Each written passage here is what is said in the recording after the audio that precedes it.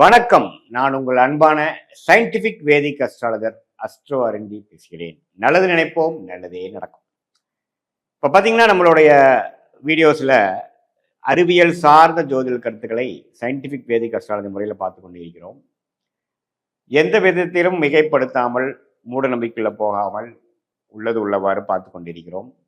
நம்மளுடைய போன ஜென்மத்தில் செய்த பாவ புண்ணியங்களுக்கு தகுந்தவாறு இந்த ஜென்மத்தில் நம்மளுடைய ஜாதக பிரகாரம் எந்த கர்மாவை கரைக்க போறோம், அது மூலமாக எப்படி சந்தோஷமாகவும் பாதிப்புள்ளாயும் கஷ்டப்படுதலும் ஓரளவுக்கு நிம்மதியா வாழ்வதும் எது மாதிரி ஒரு படலம் எப்பொழுது நமக்கு போகிறது அப்படிங்கிறதை நம்ம ஒளி தத்துவம் பிரகாரம் நம்மளுடைய கோச்சார் அமைப்பு என்று சொல்லப்படுகிற டிரான்சிட் அஸ்ட்ராலஜி, தசாபுக்திகள் அமைப்பு உங்களோட ஜாதகம் பிரகாரம் which is call natal astrology, இது ரெண்டு விதமாகவும் நம்ம பார்க்குறோம்.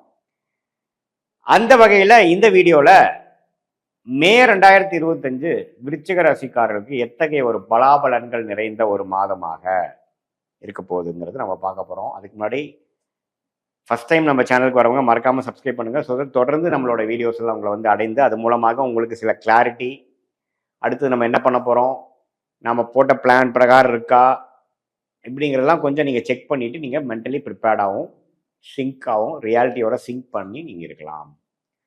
இப்போ பார்த்தீங்கன்னா மே 2025 எப்படி இருக்க போகுது விருச்சிக ராசிக்காரர்களுக்குன்னு பார்க்கும்பொழுது ஆண்டு கிரகம் எப்படி இருக்குன்னு முதல்ல பார்ப்போம். ஆண்டு கிரகம்னா என்ன? ஆண்டுதோறும் அமைப்பு மாறக்கூடிய பயிற்சி பெறக்கூடிய அமைப்பு. ஒரு ஆண்டுக்கு ஒரு தரையோ 2 ஆண்டு ஒரு தரையோ அப்படிங்கிற மாதிரி பார்க்கும்பொழுது குரு 7ஆம் இடத்துல ரிஷபத்தில் இருந்த குரு 8ஆம் இடத்துக்கு மாறி தன் வீடாகிய 2ஆம் இடத்தையே பார்க்கிறார், 4ஆம் இடத்தை பார்க்கிறார், அதே சமயத்தில் 12ஆம் இடத்தையே பார்க்குறார். ஸோ இந்த 8க்கு போனாவே பார்த்தீங்கன்னா நிறைய டிராவலிங் கொடுக்கும். ஒரு விசித்திரமான ஒரு அமைப்பாக தான் இருக்கும். சில விஷயங்கள் ட்ரை பண்ணுவோம், நேர்த்தியாக ட்ரை பண்ணால் நடக்காது, கிணத்துல போட்ட கல் மாதிரி இருக்கும். சில விஷயங்கள் நவரவே நவராது. ஆனால் கொஞ்சம் மற்ற விதத்தில் கொஞ்சம் பணம் வர்றது, எதையோ ஒன்று விற்று பணம் வர்றது, அடுத்தவங்க பணம் போட்ட இன்வெஸ்ட்மெண்ட் மூலமாக லாபம் வர்றது, அது மாதிரி நிறைய கேஷ் ஃப்ளோ கொடுக்கக்கூடிய அமைப்பு தொழிலதிபர்களுக்கு, தொழிலில் இருக்கிறவங்களுக்கு, வேலையில் இருக்கிறவங்களுக்கு, குடும்பத்தினருக்கு கொடுக்கும். ஏன்னா 2ஆம் இடத்தை குரு அதோட வீட்டையே பார்க்கும் பொழுது 8ஆம் இடத்துல வரும் பொழுது பழைய உங்களுக்கு சில பிரச்சனைகளை நீங்கள் சால்வ் பண்ணிக்கிறதுக்காக விற்றுப்பீங்க. ஒரு காரை விற்று இன்னொரு கார் வாங்குறது, ஒரு இடத்தை விற்று இன்னொரு வீடு கட்டுறது, இன்னொரு வீடு வாங்குறது, இது மாதிரி சில கேஷ் ஃப்ளோ, ஷேர் மார்க்கெட்டில் போடுற பணங்கள் இன்வெஸ்ட் பண்ணி வாங்குறது, கொஞ்சம் விற்று லிக்விடேட் பண்ணி கொஞ்சம் இன்வெஸ்ட் பண்ணுறது, லோன் மூலமாக கொஞ்சம் அபிவிருத்தி பண்ணுறது, மாமனார் மாமியார் மூலமாக, மனைவி மூலமாக, அல்லது மனைவியாக இருந்தால் கணவர் மூலமாக சில சொத்துக்கள் சில இது வருவது, அது மாதிரி சில லாபங்கள் வரக்கூடிய அமைப்பு தான். நீங்கள் குரு அஷ்டமத்தில் போயிடுச்சுன்னு பயப்பட வேண்டாம். ஆனால் நீங்கள் நேர்த்தியான முறையில் நீங்கள் தொழில் பண்ணி ஜெயிக்கலாம் அப்படிங்கிற மாதிரி போனீங்கன்னா கொஞ்சம் சிரமங்களும் தடைகளும் இருக்கும். அதுதான் இந்த குரு 8ல் போகிற ஒரு அமைப்பு. துலாம் ராசிக்காரர்களுக்கு போய் இப்போ விருச்சிக ராசிக்காரர்களுக்கு குரு அஷ்டமத்தில் போயிட்டார். ஸோ சனி பார்த்தீங்கன்னா இதுவரை 4ஆம் இடத்திலிருந்து தொழில் ஸ்தானத்தில் பயங்கரமான சில மாற்றங்களையும் பிரச்சனைகளையும் ராசியை 10ஆம் பார்வையாக பார்த்து மன குழப்பங்களையும் கொடுத்துட்டு இருந்த, தொழில் ரீதியான குழப்பங்களை கொடுத்து கொண்டிருந்த சனி இப்போ 5ஆம் இடத்துக்கு போய் புத்திர விஷயங்கள், காதல் விஷயங்கள், உங்களுடைய சொசைட்டியில் நீங்கள் இருக்கக்கூடிய ஸ்டாண்டிங்க்கு சில பிரச்சனைகள் வர மாதிரி இருந்தால் அதுக்கு எப்படி சமாளிக்கிறது, சொசைட்டி ஸ்டாண்டிங், உறவுகள், காதல், குழந்தைகளுக்காக மெனக்கெடுதல், அவங்களுக்காக சில ஆக்டிவிட்டிஸ் பண்ணுறது, இன்வெஸ்ட் பண்ணுறது, டெசிஷன் எடுக்கிறது, சில காரியங்கள் செய்கிறது, அது மாதிரி சில விஷயங்களை அதிகமான ஆக்டிவிட்டி கொடுக்கக்கூடிய அமைப்பு தான் சனி பயிற்சி அந்த 5ஆம் இடத்துக்கு போகிறது. ராகு 4ஆம் இடத்துக்கு குரு பார்வை பெறுவது பார்த்தீங்கன்னா இன்னும் தொழில் வேலையில் அதிகமான சில மாற்றங்கள், இம்போர்ட் எக்ஸ்போர்ட் பண்ணுறது, புதுவான ஒரு விஷயத்துக்குள்ளே போகிறது, அவுட்டர் சர்க்கிளில் போய் ஒரு சில எக்ஸ்பான்ஷன் பண்ணுறது, மாணவர்களாக இருந்தால் கொஞ்சம் வெளிமாநிலம் போய் படிக்கிறது, இருக்கக்கூடிய ஊர் விட்டு வெளியில் போய் படிக்கிறது, ஹாஸ்டல் போகிறது, அது மாதிரி சில அமைப்புகள்லாம் கொடுக்குது. ஸோ வெளிநாடு பிராணங்கள், ஊர் விட்டு ஊர் போகுது, அன்ஏர்ன் இன்கம், அடுத்தவங்க மணி, மறைமுகமான இன்கம், அது மாதிரி விஷயத்துக்கெல்லாம் சாதகமான ஒரு அமைப்பு தான் இது. ஸோ மாத கிரகத்தின் பயிற்சி என்று சொல்லப்படுகிற அந்த செவ்வாய் மாத கிரகத்தின் பயிற்சி எப்படி பார்த்தீங்கன்னா, செவ்வாயே ராசி அதிபதியாக இருந்து 9ஆம் இடத்துல நீச்சமாகவே கண்டினியூ பண்ணுறார் மே மாதம் முழுவதும். ஸோ மே 15 மே 14 குரு பயிற்சி, மே 19 ராகு பயிற்சி ஓரளவுக்கு இந்த மாதிரி நான் சொன்ன மாற்றத்தை கொடுத்து அந்த ராசி அதிபதியே 9ல் நீச்சமாக இருக்கிறது ஒன்றும் தப்பு இல்லை, அது அப்படியே நீடித்திருக்கிறார்.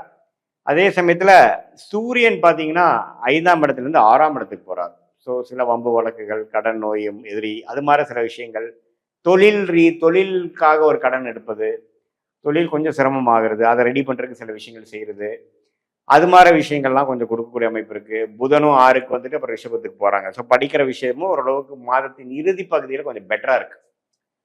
மாணவர்களுக்கு வந்து ஓரளவு கிளாரிட்டி எல்லாம் கொடுக்கக்கூடிய அமைப்பு. மாதத்தின் இறுதியில் வந்து அவங்க ப்ரிப்பரேஷன் பண்ற எக்ஸாம்ஸ், காம்படிட்டிவ் எக்ஸாம்ஸ், அதுக்கு எல்லாமே கொஞ்சம் லாஸ்ட் மினிட் கான்ஃபிடென்ஸும் ஒரு நல்லா பெர்ஃபார்ம் பண்ணக்கூடிய அமைப்புகள் கொடுக்குதுங்க. ஸோ பொதுவாக பார்க்கும் பொழுது இந்த கிரகமைப்பு நான் சொன்ன மாதிரி விருச்சிக ராசிக்காரர்களுக்கு நேர்த்தியான ஒரு முறையில் சில பெனிஃபிட்ஸ் கொடுக்காம கொஞ்சம் நான் சொன்ன மாதிரி இந்த இன்வெஸ்ட்மெண்ட்ஸு, பழைய இன்வெஸ்ட்மெண்ட்ல காசாக்குறது, சுப முதலீடு செய்கிறது, அடுத்தவங்க காசுனால நம்ம ஒரு சில ப்ராப்ளத்தை சால்வ் பண்ணிக்கிறது, ஷேர் மார்க்கெட்டு, லோனு, இன்வெஸ்ட்மெண்ட்டை வந்து நம்ம லிக்விடேட் பண்ணுறது, இது மாதிரி நம்ம சில கேஷ் ஃப்ளோ இம்ப்ரூவ்மெண்ட் ஆகி குடும்பத்தில் பண விஷயங்கள் அதிகமாக வரக்கூடிய அமைப்புகள் கண்டிப்பாக உண்டு. அதே சமயத்தில் வெளிநாடு போகணும், விசா கிடைச்சா வெளிநாடு போகணும், செட்டில் ஆகணும்னு நினைக்கிறவங்களுக்கு விசா கிடைக்கக்கூடிய அமைப்பு, ஒரு வேலை தேடிட்டே இருக்கிறேன் எனக்கு வேலை கிடைக்காம இருக்கிறவங்களுக்கு கொஞ்சம் தள்ளி போய் வேலை கிடைக்கக்கூடிய அமைப்பு, அது மாதிரி விஷயங்கள், பூர்வீக சொத்து வராமல் இருக்குது, சிக்கல் இருக்குன்னா கொஞ்சம் பூர்வீக சொத்து கிடைக்கிற அமைப்புகள், இது எல்லாமே வந்து ஓரளவுக்கு சாதகமான ஒரு அமைப்பாக விருச்சிக ராசிக்காரர்களுக்கு தொழில் விஷயங்கள்ல இருக்கக்கூடிய பின்னடைவுகள் சால்வ் பண்ணிட்டு அடுத்த கட்ட நடவடிக்கைகள் வந்து ஒரு இம்ப்ரூவ்மெண்ட்டு, சொசையல் ஸ்டாண்டிங்கு, கல்யாணம், காட்சி அப்படிங்கிற மாதிரி ஒரு அமைப்புகள் கொடுக்கக்கூடிய அமைப்புகள் இருக்கு.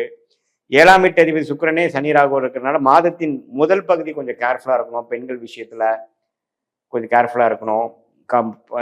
நண்பர்களாக இருந்து அடுத்த காதலராக போகிறப்போ நம்ம கரெக்டாக டெசிஷன் கரெக்டாக எடுக்கிறோமான்னு பார்க்கணும். மாதத்தின் செகண்ட் ஹாஃப்லேருந்து ஓரளவுக்கு எல்லாமே கொஞ்சம் சீராக வரக்கூடிய அமைப்புகள் கண்டிப்பாக உண்டு.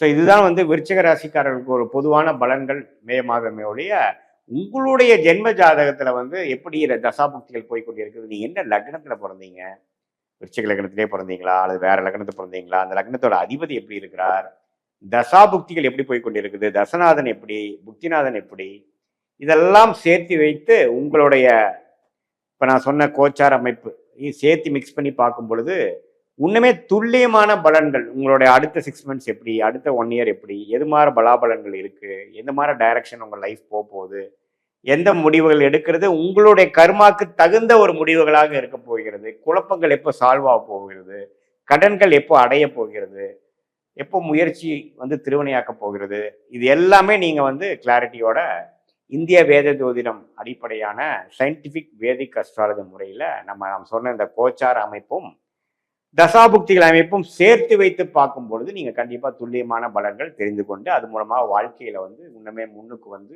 மீண்டும் ரொம்ப நல்லா வரக்கூடிய அமைப்புகள் இருக்கு. மீண்டும் மற்றொரு காணொலியில் சந்திப்போம். நன்றி, வணக்கம்.